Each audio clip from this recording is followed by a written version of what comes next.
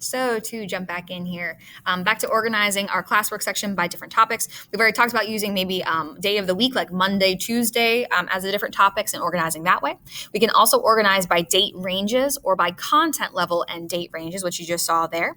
We can also organize by subject matter. So again, it could be like unit names, or it could be just like, art, phys ed, library, whatever makes the most sense for you. The more we utilize those classwork features, the better we'll be.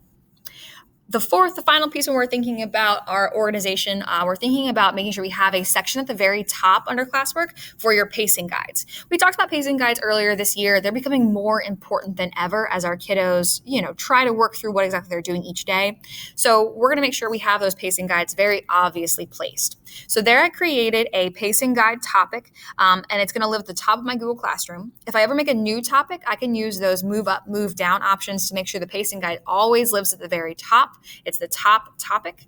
And then from there, I can also just, put in my either weekly or monthly pacing guides underneath that section so the kiddos never have to wonder where their pacing guides are. After better organization, we are now getting into clear directions and the rest of our changes to be made.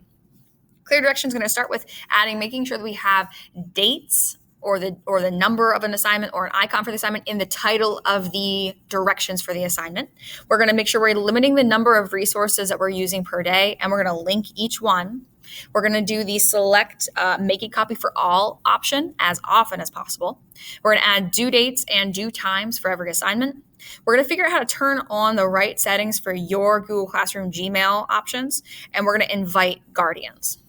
So firstly, we're going to make sure when we make a new assignment on Google Classroom, a new thing for them to do, we're going to do it the same way each time. So we're going to create an assignment, not an announcement, an assignment, and I'll tell you why in a little bit. In that assignment, we're thinking about the title. We are either going to date or number each one. So there you see that I put 11/5, meaning on 11/5, the kids are working on that task. I could also put a date range, 11/5 to 11/10. And that means within that range, they're working on this task. I could also number it. I could say like 001, 002. And then my grade book or my kind of parent conversations can then use those numbers or those dates to help them understand what it is they're missing or didn't do. Additionally, you saw that this was an Edgenuity assignment. So instead of me just saying go to Edgenuity, I'm going to link Clever right there. It's going to be very hard for the students to forget or ignore that they're going to Edgenuity if it's very clearly right there for them. So every time we tell them to go to Odyssey-ware, Edgenuity, Edpuzzle, whatever they're going to, we're going to put that link. If we have them working on a Google something or Kami something, a document of any sort, we're going to make sure we select a copy for all, which you just saw me do back there. And then we can also use our Emojipedia emojis to do little icons in the title, just to kind of, again, further help them reinforce that a computer icon equals an Edgenuity assignment.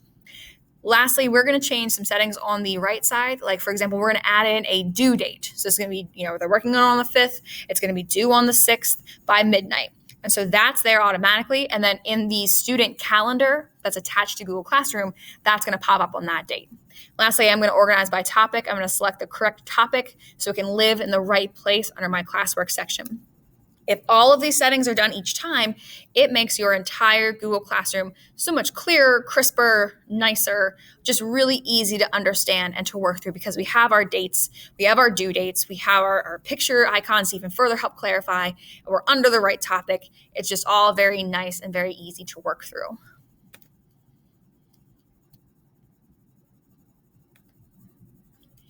Another thing that we can do to make our lives easier, we can change our Google Classroom settings for Gmail so our inboxes just aren't bombarded all the time, and that can be a big hindrance.